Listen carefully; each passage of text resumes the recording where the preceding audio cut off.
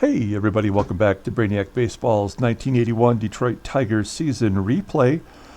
Today in this episode we are going to do a standings and leaders recap show. And before we get started on that, I think what I'd like to do, because this shouldn't take us too long to do, I thought I would take a moment and show you who is available in the June draft. We are going to be drafting pretty late in the first round, but if you take a look, I guess we'll just click on the peak number here, and you can see some of the really great players, Hall of Famers even, that are going to be available for this draft. There's Randy Johnson, big unit. You got Fred McGriff. You got Cecil Fielder in there.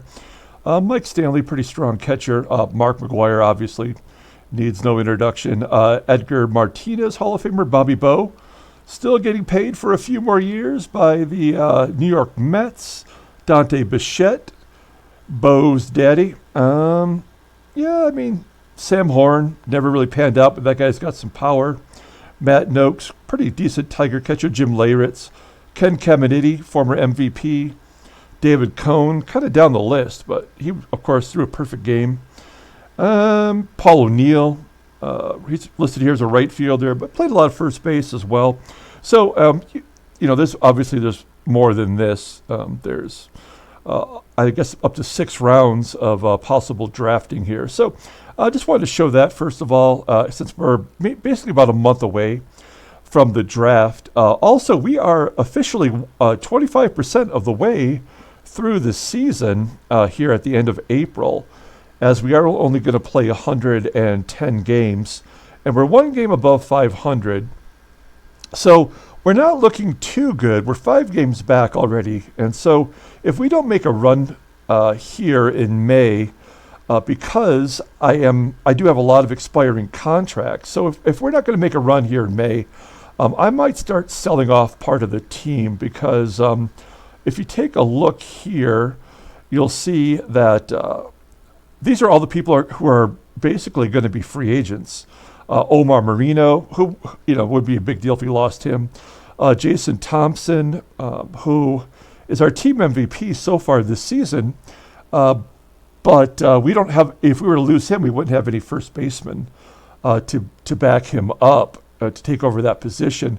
We also have our double play combo of Trammell and Lou, our catcher, our third baseman, backup shortstop, backup, basically fourth outfielder in Barry Bonnell, and then Jack and Milt and Rosema. So 3/5 of our starting rotation. Bob Stanley, Tom Hume, who's injured, but he'll be back soon. And so we have all of those players are going to be free agents. And then we have 1, 2, 3, 4. We have 5 more players going to arbitration. Tommy Brookins, Gary Hancock, Stegman, Pat Underwood, and Tobic. So, and we're already, if you take a look over here, projected to lose almost $2 million because of all the salary increases from last offseason. So, we're in a little bit of a bind, and it doesn't help that we're not winning with that increased payroll. So anyway, here is the standings for the American League. Clearly, Baltimore is the class of the division, and they really were last year until the Yankees made a run down the stretch to take the division. And California has a stranglehold on the West as well. Oakland's made a little bit of a run of it, beating us in 2 of those last 3 games. But really, I guess this division could be up for grabs. Taking a look really quick at the National League. Oh, just to show you too, Seattle, only 6 home runs on the season so far. They're clearly a stolen base team, a speed team, and they have no pop whatsoever. I thought that was amusing. San Diego also only has 7 home runs. But St. Louis has been in first all the way through, and Houston caught and passed Cincinnati here on the last day of the month. Houston on a 6-game winning streak with Nolan Ryan leading the staff there. So that's what we're looking at as far as the standings. I mean, not a whole lot you can really tell by where we stand at the end of April. Oops, that's not what I meant to do. We're going to look at leaders. There we go. So let's go ahead and take a look at the leaders as we stand here at the end of April. Paul Molitor, wow, batting .477. We got to take a look at him. 41 of 86 in April. That is a hot streak. .477. His OPS is nearly 1,200 after the first month. I know he can't keep on that pace, but that's pretty impressive. Followed by Wayne Crinchiki, who always hits us well. And then look at Gibby. In his first year as a starter, primarily playing DH, he's third in batting average. Rusty Koontz, we've seen a lot of him as we played 7 games against the White Sox in a row in April. And Trammell, who's off to a hot start, sitting there at .347. Danny Goodwin, Rod Carew, Kevin Romberg, and Steve Lubrach or something like that, rounding out the top 10. So there's some big names on the top 10 batting average. Taking a look over here at the home run leaders, Carl Pagel with 8. He had 17 last year, playing every day for the most part. And I believe he led the league in strikeouts as well. And then Ken Phelps, our nemesis at first base for the Royals. Danny Goodwin right up there. Ron Hassey, wow, for the Yankees. Bobby Grich, Ron Pruitt. He got a couple off us in that 7-game series. Gorman Thomas, you'd expect to find him on the board. Oscar Gamble. Tony Brewer, he had a home run against us in the final series of the month. And Dave Stapleton, light-hitting shortstop for the Red Sox. So before we get to the pitchers, let's just check out a couple of the categories just to see how they are shaping up. Doubles, there's Omar Marino leading our team with 8, and in the top 10 with Sweet Lou, Wayne Crinchiki, and Garth Orge. Let's see, what else do we want to look at? Hits, of course, it's got to be, oh wow, I was going to say Paul Molitor, but Trammell's actually got more hits than Paul Molitor, leading the American League. So that's kind of impressive, I suppose. Kim Allen, with his speed on Seattle, has 35 hits, and pretty much a lot of the same players you saw up with the batting average, which makes sense. Hit by pitch, who's been getting whacked in the ear hole? Ricky's on there. He's got 2. Ron Hassey leading that category. Home runs, we already saw that. Blah, blah, blah, blah, blah. Let's take a look at outfield assists. Ricky Henderson has 7 outfield assists. I think he only has 1 as a Tiger assist. Yeah, he's only got 1. So he had 6 in 14 games for Oakland. Wow. That's some serious defense. And you can see Gary Hancock's down there. He's got a couple. And that's why we picked him up in that trade. We were hoping to get somebody who could play defense, and then we got someone who could hit. So that was even better. Let's take a look here. RBIs, we want to know what that's all about. Jason Thompson, 23 RBIs in 24 games. So yeah, he's easily the MVP of the team. Carl Pagel leading 24 and 24. So not too shabby there. Kirby Puckett on the list. Chris Chambliss, Billy Sample. Runs scored. Crinchiki. Crinchiki's like in every category practically. There's Joe Gates on there. Chet Lemon. A lot of leadoff hitters. Glenn Borgman, who walks a lot. Let's see. Steals. Yeah, let's take a look there. So Kim Allen, way out front with 17. 17 out of 24 in 25 games. And if Ricky Henderson will definitely catch him if I have anything to say about it. He's 5 out of 8 as a Tiger in 10 games, but with 13 overall. And another Seattle speedster, Julio Cruz, in third. And Claudell Washington, wow, MVP of the National League last year.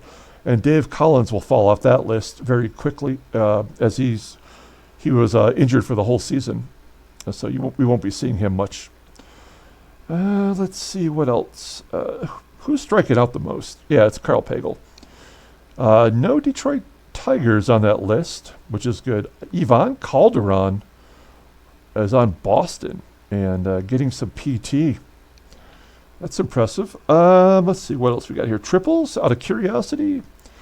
3 for Joe Lefebvre and Odie Davis. Okay. And walks. Jason Thompson's on there with 16. Eddie Murray leading with 19. So that's all we really need to see as far as batting goes for the American. Let's take a look at the pitching leaders. Ron Guidry, wow. See, he almost won it last year until he got injured, and he fell just short of qualifying. But he's 3-0 in 6 starts. John Tudor, Teddy Higuera, Floyd Bannister, Jim Palmer, Stefan Weaver, Mike Norris, Paul Splittorff, all under 3, and Toronto's Fergie Jenkins at 3 exactly. Well, we're going to be seeing Toronto in the first series of May, and Al Lakowitz of Texas. And looking over here at the wins, Jim Palmer, 6 wins. He's 6-0 in 6 starts. He's got a decision in 6 out of 7 starts. So he is hot to start the year. Dave Laroche, he's a reliever. He's already got 4 wins. Jaime Kokenauer, Don Kaner for Texas, and Alan Ramirez, he beat us, and El Presidente, Dennis Martinez on the wins list.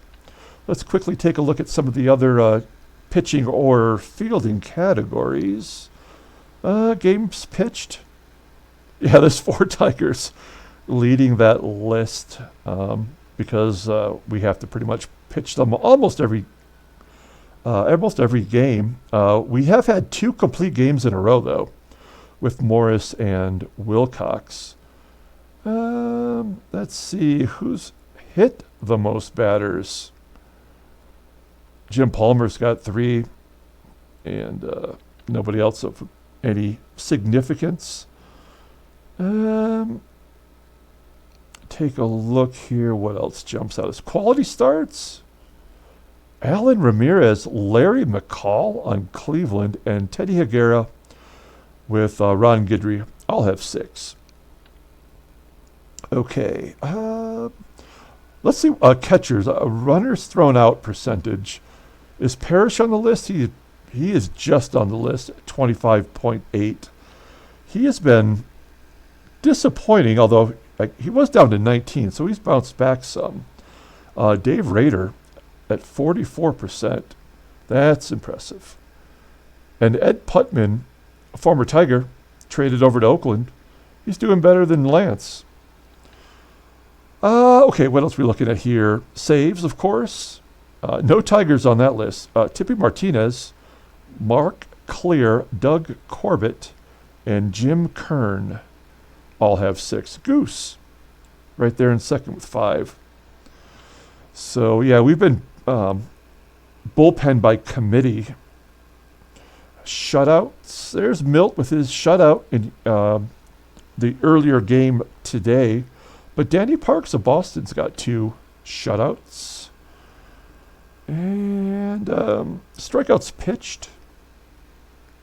Floyd Bannister with 46. Wow, how many innings pitched? 46 and 56. That is awesome. Wow. He'll definitely get over 200 if he stays healthy. Oh, you son of a bitch. He's in 4th. Dave Steeb, Ed Halicki, Ron Guidry, John Matlack on the White Sox, Jim Clancy, and Dennis Leonard. We don't have anyone close. Morris is our best strikeout pitcher, and he's been terrible out of the gate. And, that's all we really need to look at as far as the leaders go for the American League. Let's take a look at the National League real quick. Batting average leader is Johnny Ray, batting .377. This is his second year. He's off to a really strong start. More walks than strikeouts. He doesn't walk much. He doesn't strike out much. That's pretty cool. LaRue Washington, UL Washington's brother. Buddy Bell, Richie Hebner. Oh, man. We got rid of Richie Hebner because he sucked. I mean, he really ended up having a very productive season. But we got rid of him for Wayne Gross, and now I'd rather have Richie Hebner. How many home runs? Oh, man. He's just... Look at that for Detroit. He did have 17 home runs for us with a 775 OPS. Maybe I've made some bad decisions. Who knows? Tony Gwynn, as a 20-year-old, off to a good start, batting .344. Bill Madlock, Mad Dog, Jerry Remy, Mitchell Page, both of Atlanta. Ken Griffey Sr. and Rennie Stinnett round out the top 10. Home runs, Gerald Perry of Atlanta. A lot of different Atlanta hitters contributing. Glenn Gulliver of the Cubs, who was a Detroit Tiger. We traded him over there for Russell, and he's leading the National League in home runs. Gary Reedus and Ken Griffey and John Hale, 3 Cincinnati Reds. Then you got Pedro, you got Hawk, you got Lee Mazzilli, Sixto Lezcano, who was signed by the Dodgers as a free agent, and Doe Boyland, who? Never heard of this guy. It looks like he's their everyday first baseman. Okay. I don't really care about looking at anything else as far as National League leaders go. Just out of curiosity, we'll take a look here really quick at the earned run average leaders. You got the John D'Acquisto, you got John Count of Montefusco, you got Mario Soto, and then Bob Welch, Lefty Carlton, Hector Eduardo, Ed Whitson, David Palmer, Scott Sanderson, and John Fulgham round out the top 10. 2 pitchers under 2 ERA in April. That's not bad. Wins leaders, you have 4 with 5. Mark Bomback, Steve Carlton, Ed Whitson, and George Frazier, who's a reliever. Steve Luber, Doug Barr, also a reliever. Joaquin Andahar, Rick Sutcliffe, and Craig Swan round out the top 10 in wins. And because the National League is a speed league, let's take a look at stolen bases. Not as many as you might think. Bill North of the Giants with 14. LaRue, Washington, Gary Reedus, Brett Butler, Bob Denier, Joe Pittman, and Scott Laux of Houston. Andre Dawson with 9. Jack Perconte and Jerry Remy round out the top 10. So that's all we're going to take a look at for this video as far as leaders go. And I guess the one last thing I will show you, because you might be interested, if you take a look at our lineup here, you'll see up here is how all of our hitters are faring through April as far as runs and RBIs, what their OBP is. And you can kind of get a gauge of where we're headed, I think, by looking at this. We have the bottom half of the lineup is really slumping. Especially Gary Hancock. I mean, Parrish has been disappointing both seasons. Wayne Gross has not been great. Lou Whitaker had 3 hits in the game earlier today. So that boosted his average up to 218. So maybe he's headed in the right direction, but it's a top 4 that's been pulling us along. So it's too early to panic on any of these batters, but we might be due to give them some rest, and maybe that will improve their month of May, especially when you have 3 bench people batting over 300. So, and we got Dave Stegman down here in the minors, waiting to be called up with an injury replacement. And don't forget, we do have Tony Armas too, who was pretty horrible for us last year, but he's good defensively. So we do have people we can trade perhaps for maybe some bullpen help.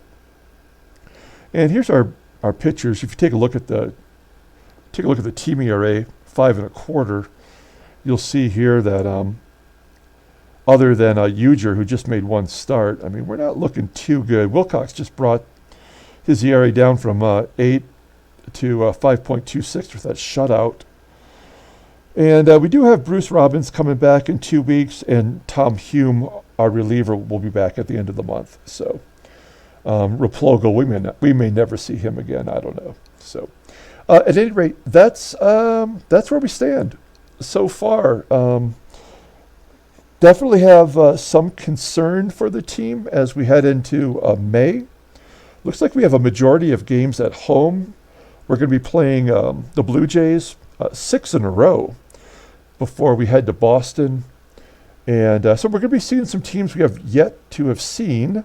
And that means these teams will all have new cards. There's only been one trade in the whole month of April, and that's my trade with Oakland. So, not a lot of wheeling and dealing so far. So we'll see how the rest of May goes as we come back tomorrow with our first game of May against the Blue Jays. So that's going to do it. Thank you so much for tuning in, and we'll be back tomorrow. Everyone, have a great night.